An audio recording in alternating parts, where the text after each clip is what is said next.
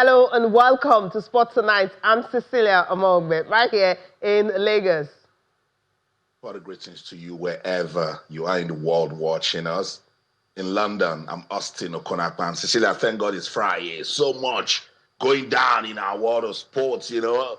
It takes us into a weekend of sporting action. I cannot wait. I'm monitoring what's going on in the English FA Cup. But before you tell our viewers what's on the rundown, let me quickly let them know what's going on with para badminton. Okay. You remember Eniola Bolaji? She's in the final of the World Para Badminton Championship in Bahrain. And you know what? She had a commanding semi-final victory today. The reigning African champion defeated China's Gao Yingyang in straight sets, 21-12, 21-16 in the women's SL3 semi-final at the new Capital Indoor Hall. Bolaji will now face Japan's Shino Kawai in the final, scheduled for tomorrow, Valentine's Day. She might just be giving us a beautiful love gift if she beats that Japanese player to secure our first world title. And you know what, Cecilia? It gets sweeter.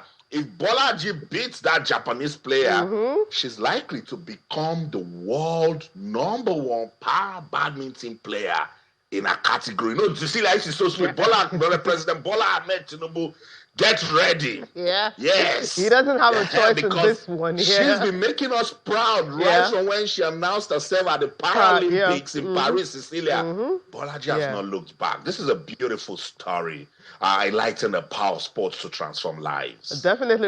Remember what happened last year, 2025 in Spain, when she actually literally beat everybody to get that gold that she got. And from there on, she has not rested at all. She's been winning medals all round. And this is at the biggest stage in the world. And of course, we're rooting for her, hoping that she can give us that Valentine's gift tomorrow. All right, yes, that we have on the show. And also so much more on the show. But there's so much football from grassroots to, of course, to the continent. And obviously, the Super Falcons, will be talking about them on the show tonight. What's preparations like? The Waffle Bay is coming up on the 27th of this month. We're not hearing so much about Super Falcons campaign. Remember when the National Sports Commission Chairman Diko talked about them having to give them their entitlement, everything they owe them once they resume camp. So we're waiting when they resume camp for the Waffle B. And of course, remember, the Women's Africa Cup of Nations is coming up in Morocco next month. As of today, that's what we know, 17th of next month. So we are counting down, and today is 13th February. So you have just, a month plus to go for that tournament. So Super Falcons, what's preparations like? We'll give you updates on the show tonight. That's if there is any. Well, we are championing the cause for preparations to start early. We'll also be taking a look at match day 26 of the Nigeria Premier Football League. And also, yes, touchdown on currently, yes, what's the situation about WAFCON and AFCON? You get to hear from Patrice Motsepe. Earlier today, he faced the media in Tanzania, Dar es Salaam. They were asking questions with the WAFCON, with the AFCON, what's going on, but everything remains the same. So WAFCON is in Morocco as of today, and the 2027 Africa Cup of Nations, no changes at all. It's going to remain in East Africa. That's where Uganda, Tanzania, and of course Kenya are hosting. Nothing is changing at the moment. We'll give you updates on that on the show tonight. And of course, talk about grassroots on the 17 level, what Lagos is doing concerning grassroots, and individuals also that are trying as much as possible to ensure that the grassroots is not just there. You know, young stars on the 17, both boys and girls are benefiting to have opportunities to play football, and also get the opportunity to get maybe the national team or get a club abroad, because that's the situation right now in the country. People coming up to actually ensure their tournament that these young boys and girls can actually play in. We'll talk about that on the show tonight. Yes, it's a loaded package from CAF to the continent. And of course, Rivers United, they'll be playing their final group game on the continent this weekend. We'll also be talking about them on the show tonight. They'll be playing for Pride. But Bimbo Adiola, a veteran broadcaster, is joining us on the show to talk so much, about all these I just mentioned, from WAFCON to the continent, and of course, to NPFL. Yes, it's a loaded day, and he is joining us on the show tonight. Bimbo, it's great to have you join us again. Hello, Cecilia. Good evening. Nice to be on Channels Television Sports. And, we talk sports for a living. And I just wonder how the world would have been without sports. God must be a sportsman. Definitely, from the very beginning. All right, so let's start off with this one. Austin, we're going to drive this conversation concerning the Super Falcons of Nigeria. Do you know what's going on? I know, Cecilia, that's why when I met Shehu Diko and Bukola Olokbade right after the Africa Cup of Nations in Morocco, I wasn't talking about the Super Eagles. I was saying to them, we've made some mistakes again. What are the lessons that we can get out of this to make sure that we do not make the same mistakes with the Super Falcons? That was the question I was asking them. Listen to what they had to say, and then we'll jump into the conversation.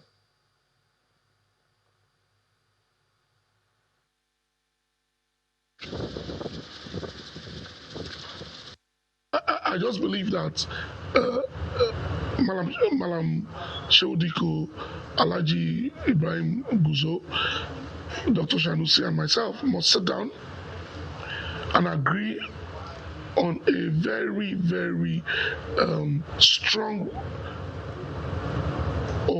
relationship for us to put the Super Falcons at the top of our agenda in the next 2 months. I had a discussion with the captain of the Super Falcons yesterday, brilliant woman, and I can tell you some of the things they are discussing with the NFF, she's made known to the NSC, and together we'll see to it that they come here to defend their trophy, qualify for the World Cup, and above it all, have a wonderful administrative experience from us to them, so that they can say tomorrow that, you know what, we are being looked after, and when you look after us as athletes, we give the feel-good factor to the homes of Nigerians, and we want to thank this NSC. That is what I want to hear from them. So I think the lesson, as usual, will be put the team and the players at the forefront of your planning. Absolutely, we always, the women never let us down. The women always get our backs in Nigeria. So definitely we have to do what we have to do for them. And already their houses, their national honors, everything is already available and in play. So we'll make sure now we hand over to them as well before the next AFCON when they resume camp. And then we'll make sure that we work very hard with the Ministry of Finance and everybody in charge to make sure all the funding that is supposed to be for them will be available before the WAFCON. Definitely, we'll try to do that as much as possible. That was the Director General of the National Sports Commission, Bukola Olakpade, and the Chairman, Shehu Diko. I'll soon get Bimbo Adeola talking, but let me give a bit of background. The Super Falcons have qualified for the 2026 Women's Africa Cup of Nations. We're waiting for CAF to tell us if we'll go to Morocco or South Africa for that. The last FIFA window, the Super Falcons didn't play any friendly. It was wasted. No form of preparation. Ghana played England. Now, the president of the Nigeria Football Federation, Musa Ibrahim Gusso, is the president of WAFU-B. And he has said, no, we're going to organize something within the WAFU-B for the Super Falcons to get ready for the WAFCON. Cecilia and Bimbo, I'll tell you, Ghana, they are going to be taking part in the Pink Ladies Cup in China. In UAE. That has Hong Kong. In the UAE, sorry. That has Hong Kong and some other teams. And teams in this WAFU-B, they are getting ready. They are preparing. Nothing, no program from the NFF for the Super Falcons. Let me tell you how dangerous, how risky this is, because that time I don't want people to start saying the media didn't say anything, the media didn't call them.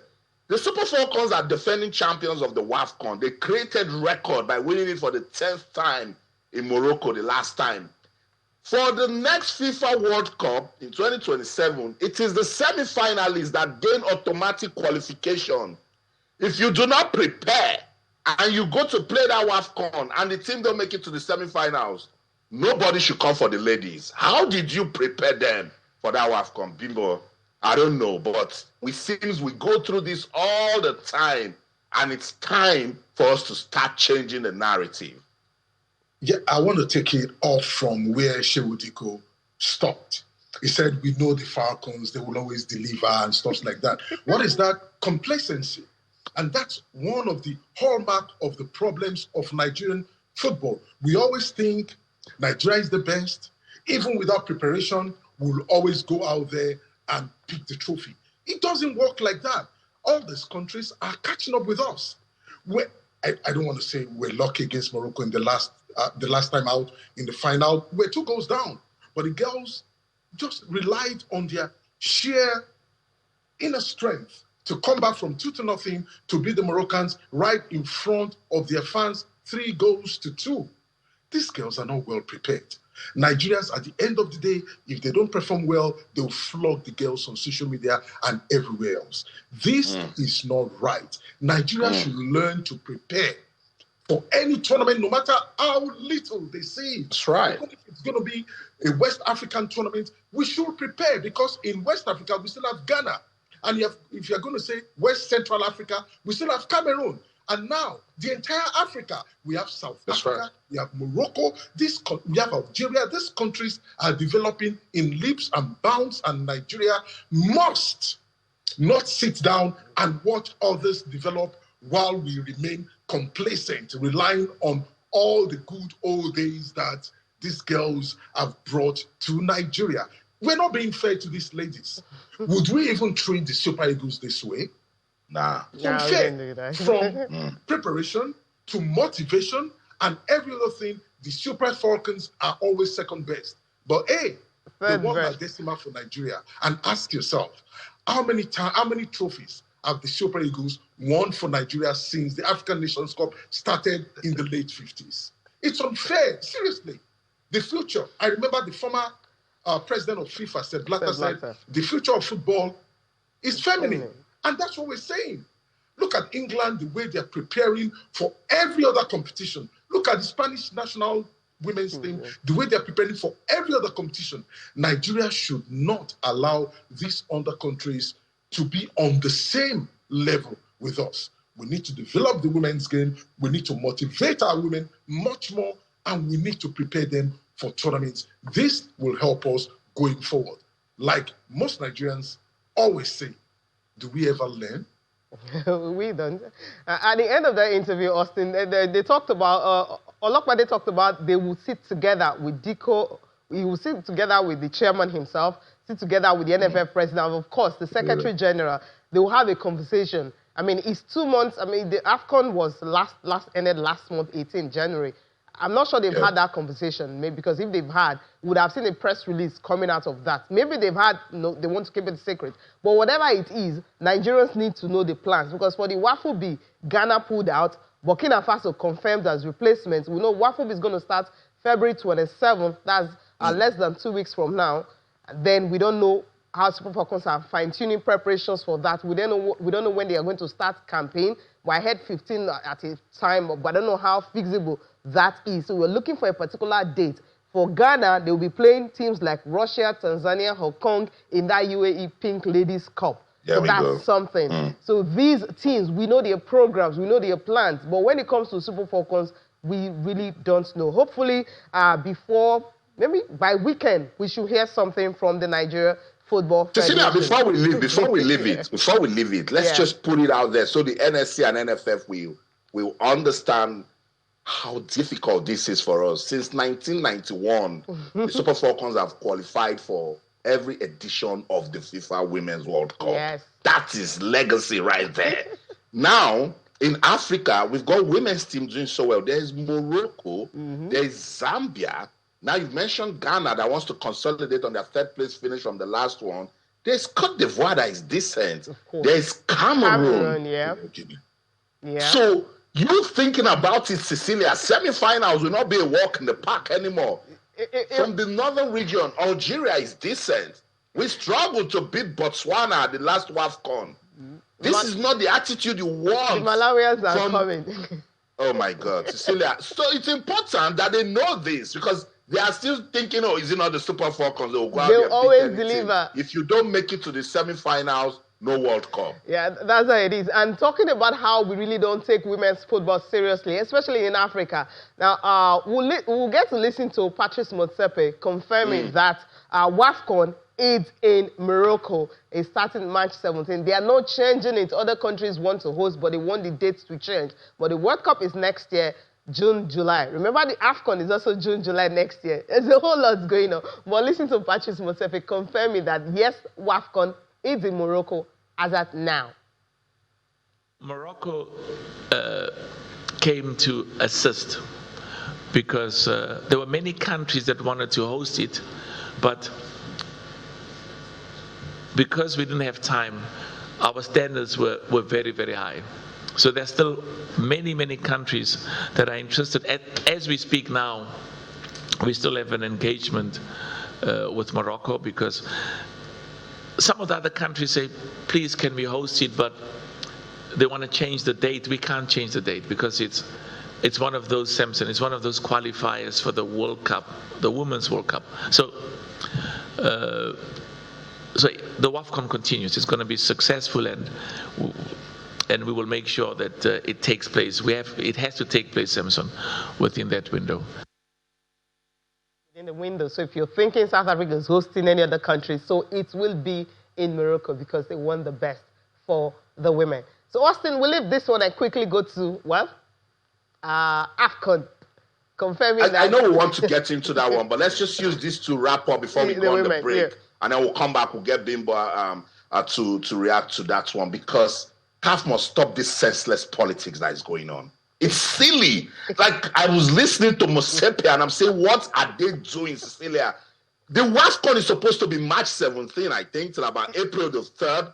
You haven't brought out, you've not rolled out media accreditation for media persons to start preparing. They actually rolled it out earlier, but I think they rolled it out earlier, Austin. It was rolled out earlier. No, but have they given approval? They haven't given approval, so persons don't even know if they're going there or not. And you don't know whether you're going to Morocco or you're going to South Africa. Simply because of the politics that is going on. Now, Morocco wanted to actually prove to CAF that, look, we've been helping you. You cannot now treat us the way you treated us with the sanctions after the AFCON. And then Morocco also remembered, this WAFCON is also qualified for the World Cup because they got automatic slots. If they pull out, it means they will be replaced and no World Cup. That's why I say senseless politics.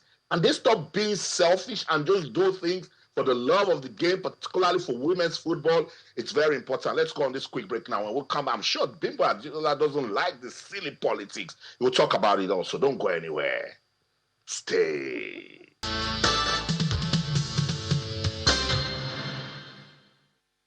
The AFCON next year in Kenya, in Tanzania, in Uganda is going to be enormously successful. And I saw, as I said, over the last few days, I see lots of media speculation, whether it's social media or even, I'm told, in the Guardian, the Guardian newspaper. In London, one of the most respected newspapers in the world, that there was an allegation that I am here to tell Tanzania and Kenya and Uganda that I'm taking away the AFCON because our three countries are not going to be ready. That's totally unfounded. You know, sometimes, you know, I say certain things and the media just either say something totally opposite or like in this context that I am enormously confident that we will succeed. Will there be challenges? There are always challenges. So, Patrice Motsepe, it's easy to come out to say, oh, what the media is saying is unfounded and tag them allegations. Before Morocco hosted this last AFCON, Bimbo Adeola, 1 year before that time, they invited the media, come and see our facilities. Mm-hmm. Come and see that we are ready. Come and see the stadiums that we're going to be using. 3 countries from East Africa, since when they knew that they're going to host this tournament, and we're still going round and round. Bimbo Adiola, I don't know about you. I'm disappointed with CAF. Yeah, it's disappointing that we have not left the infantile stage of development in Africa, and it's a shame. I'm African, and when you say things like this, it brings tears to rolling down your cheeks, because you expect us to develop or grow beyond this level. Why won't you leave room for speculation when you're not being serious?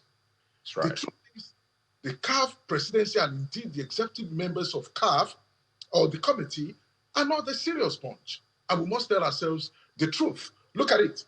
The WAFCON will be staged in the next couple of months. And Less than a month. Less than a month. Without speculation. The Africa Cup of Nations itself is next year, to be hosted by 3 countries. We're still trying to convince ourselves that these countries will be ready to host the entire Africa. Isn't it a shame on the CAF Executive Committee? We shouldn't be at this level. Like you said, at this time, the media should have toured all the venues hosting the Nations Cup or the WAFCON. The media by now should have started what we call countdown to the tournament. Nobody's doing any countdown to the WAFCON. It shows how bad or how badly we are treating the women's game in Africa. And this is the future of football in Africa. These women across the continent, maybe except South Africa, are not well being taken care of. And it's a shame. And of course, I still go back to Nigeria and how we deal or treat our women. This is wrong. Like I always say, even locally at home, here, domestically, I will always say a woman needs money than the man, because they have so much to deal with every point in time. Men can just get their socks, get on the pitch and do it, get on with it. But a woman needs preparation. A woman needs to be ready at all times. But we have been very, very unfair to our women, not just in Nigeria, and in Africa. And this says a lot about African men. I'm sorry about this. This says a lot about us. The CAF headship is, the CAF is being headed by an African man. And if they are not able to run things the way it should be, it says a lot about us as men. It says a lot about coordination. It says a lot about organization. It says a lot about who we truly are as men. April, the African Nations Cup is starting for women, and nothing, the way it seems, nothing is on ground. We're still talking about, oh yes, we want to take it away from Morocco and move it over to South Africa. Oh, the Moroccans are not ready. It's annoying. It's ridiculous. It is preposterous. And we need to do much more better than this. And of course, talking about next year's AFCON, of course, why would the Guardian in London speculate that things will not work well next year in Africa? Why wouldn't they say, okay, it's going to be taken away from those 3 nations, and of course another country will be hosting? Because we are unserious. It's so simple. And Motsepe must get his acts together and make sure things go well. Not all these things that they're doing. It's a shame. It's a big, big shame on the Confederation of African Football. They need to do better, Austin. Yeah, Austin, when I was listening to the whole press conference, I mean, it was 1 hour, an hour plus, the whole press conference. I thought maybe when they asked him questions about WAFCON, when he insisted that Morocco hosting, I thought maybe it's going to go ahead to say, okay, we're coming out with when ticket sales will start, match fixtures will come out and stuff like that. But we really still don't have that. So we're still waiting for ticket sales. When is it going to start, if there is any?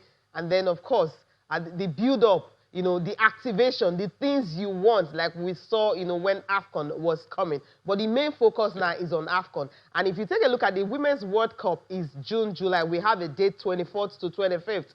The Men's Nations Cup is also June, July, according to Motsepe. But there is no fixed date for that at the moment. So I know that all African countries, all the FAs will be focused on building their men's team for that Nations Cup. While the women preparing for the World Cup will just be left on their own. It happens all the time. But I hope maybe they can prove us wrong for we should stop hoping, Cecilia. That's what Bimbo Adiola is saying. And that's why it's sad. For instance, you want to go to the WAFCON. So 2 months to the competition, you should know where you are going. You should have bought your flight tickets. Probably booked accommodation. I don't know where I'm going. But now they might announce all of these things, and it will be the same fire brigade approach. Austin, let me just comment. Channels Television is a privately owned station. That's right. And for heaven's sake, if you are going for any competition, marketing comes into place. Yes, there you go. Cecilia is going to cover the WAFCON. There should be a sponsor. And the marketing department must draw out a budget for Cecilia to effectively cover the tournament. Now, what happens to the marketing department of Channels Television? They're still speculating. Oh, is the no plans. There's nothing they can work with. What happens? The economy is in tatters, for heaven's sake, and you don't expect the boss of Channels to still dip into that pocket that is not as buoyant or solid as it used to be because the value of the naira. So what are we talking about? So and the business economy for sports will be affected because there will not be people who want to put money into it. So what is the return on investment? So it's just, it beats me, Olo. I don't know. Like, more often than not, we blame Nigeria, but now we're seeing it that it goes even beyond Nigeria. It's an African thing. It is. It is. Okay, that's why our competitions don't grow beyond the continent. Yeah, I think that's the reason. We hope that maybe next time we don't have to dwell so much on a conversation like this. Let's move on quickly because I know we can stay on this for the whole show. We'll talk about the Falcons, that's the under-20 women's team. They're also preparing for the World Cup 2026 taking place in Poland, but then qualifiers are going on this weekend. Of course, the third round matches before the final round. I'll just take a look at the second leg fixtures coming up February 14. Now, for Malawi and Guinea-Bissau, they will be in action on Saturday. They 1-1 on aggregate after the first leg. Tanzania and Kenya enjoying that 1-0 on aggregate over Tanzania. And so they're away in Dar es Salaam for the return leg. Now, you go to the fixtures, continuing fixtures for Saturday. South Africa will be hosting Ghana, also on aggregate. 2-0, they're enjoying, both of them, they drew their first game. And of course, for Zambia and Uganda, they also 1-1 in the first leg. Now you get DR Congo and Cote d'Ivoire. Cote d'Ivoire won the first leg 2-0. And for Senegal and Nigeria won first leg 1-0. And of course, the return leg will take place this weekend. So for the Falcons, they're hoping to see how they can get a ticket to the World Cup in 2026 in Poland. They've never failed to qualify. But the star girl that has been scoring all the goals, Janet, she's still injured. We're praying that she will be able to recover and fit enough to travel with them to the World Cup later this year. So we'll leave the Falcons for now. Quickly move on to the next. Also, you want to chip in something here? You know I will say something about this, Cecilia. I will. And this is another worry for us because back in the day, this result is a 3-4-0. But you see countries in Africa, they are not. Have you seen all the results? Serious. They're no longer 8-0, no 8-0, no 5-0 anymore. The results are very close. Scoreline. This match tomorrow is a tricky one, Bimbo, for the Falcons because this is Senegal we're talking about. And we're forgetting that 2 years ago, Senegal, they were practically bossing every aspect.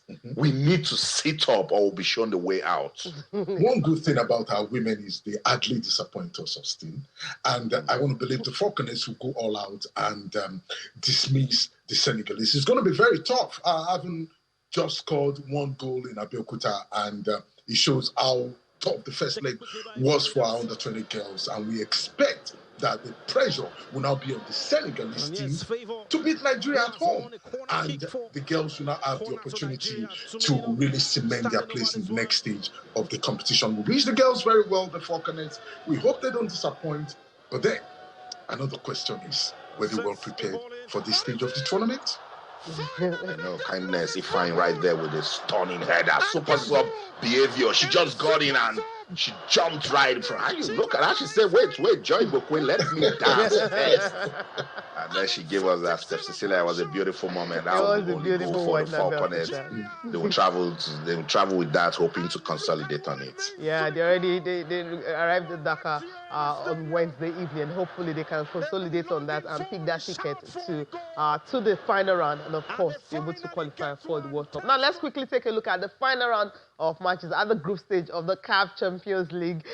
Saturday's fixtures, RS Berkane and Rivers United, they are up in the air. And of course you have Pyramids and Power Dynamos. We know the story. Rivers United, of course, after 5 matches, they're yet to pick up a win and hoping for their first win when they get to Morocco and see if they can actually go out on a high.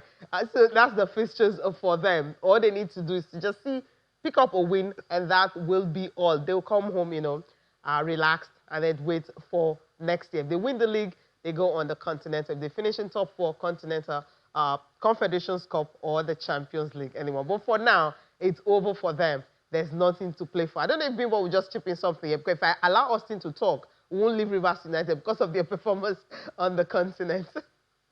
I feel sad. I feel sad about Rivers United. The fact that they couldn't even win a game all through. And I don't see them winning against Bekani tomorrow. Let's tell ourselves to forget about patriotism. They lost their last game at home in New York, 4-1, despite scoring first. It's ridiculous, and it shows that the local game in Nigeria is not developing. And to think Rivers are second in the NPFL right now with about 3 games left to be played says a lot about our team. And of course, the league in Nigeria. The best legs every season, at the end of every season, the best legs depart the shores of the country. Look at Remo Stars in the Nigeria Premier League. They are second from bottom right now. What happened last season? They were just everywhere. But all of a sudden, the best legs left Remo Stars. And that's what we're witnessing in the Nigeria Premier Football League. It's not too good, not a good sight at all for the Nigerian League and for Rivers United to think our league champions can't even eke out a win on the continent. Says a lot about the local game. And now, for those of us who have been advocating for local players, permit me to use the word, league players in Nigeria to play in the Super Eagles, it's there for everyone to say right now. Do they really deserve to be in the Eagles?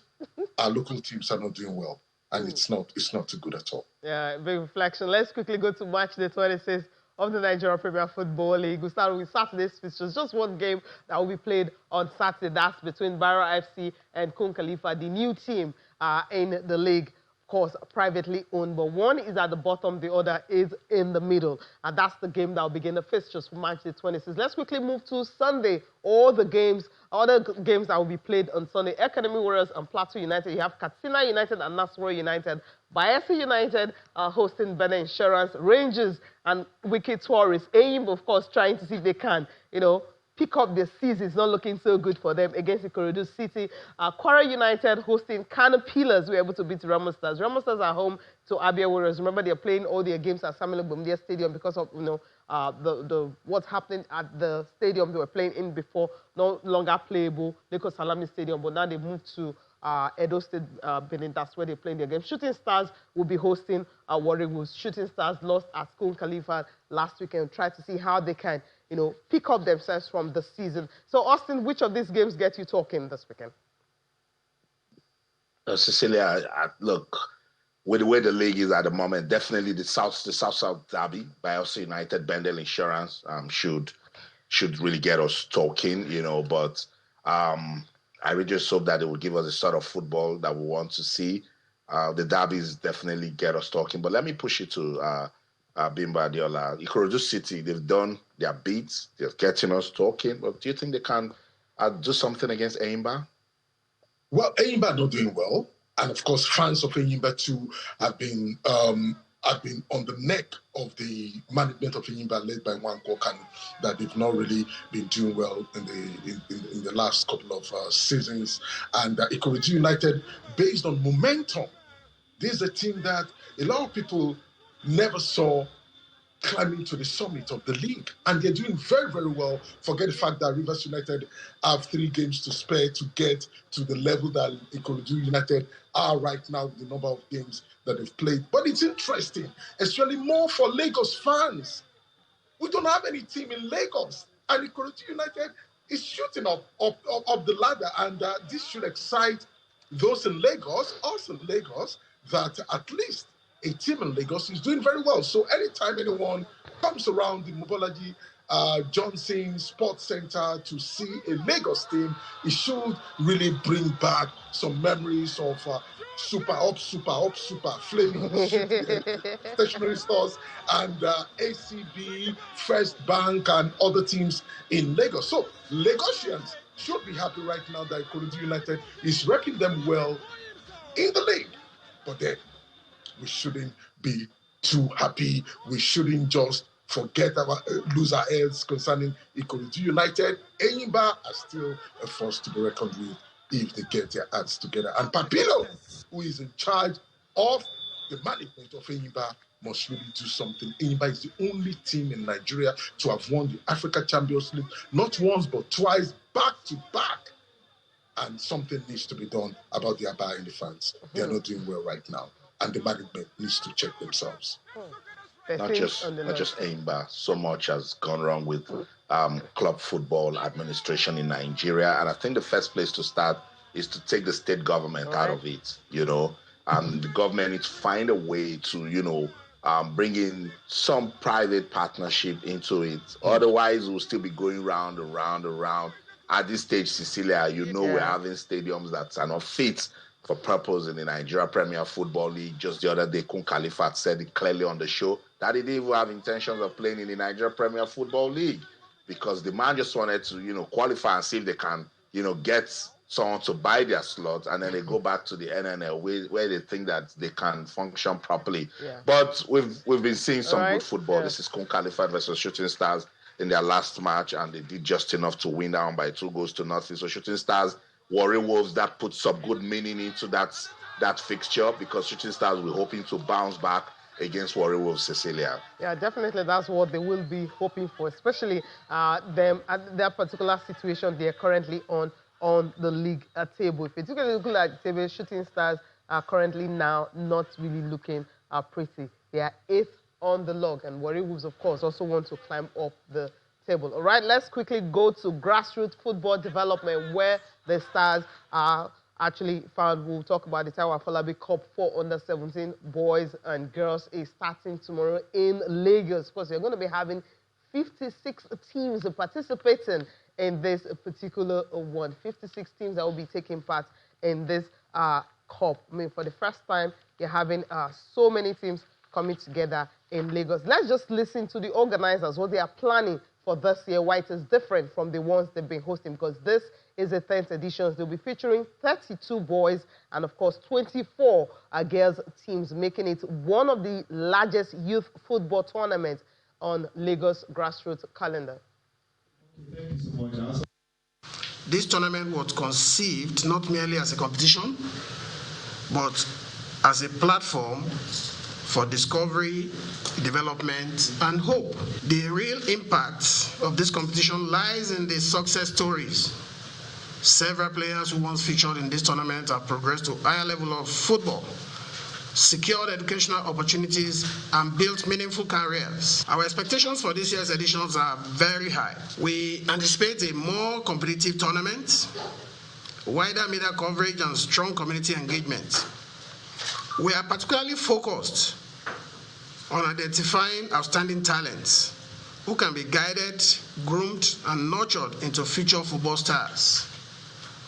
Also, to raise the bar higher than what we did in previous edition, we have the plan of inviting ex-internationals, football administrators, and other key stakeholders, including scouts, both local and international, to watch some of these matches, especially the final game, for the purpose of talent scouting and mentoring. A major turning point came in 2021 with the inclusion of teams from the Southwest following sustained interest and encouragement, particularly from our sponsors, Ogun State. This expansion further strengthened the tournament's profile and competitiveness. Over the years, the Taiwo Afolabi Football Tournament has recorded remarkable success in talent discovery and development. Notable players discovered through the competition include Saliu Afolabi, former Flying Eagles player, was discovered in the 2021 edition.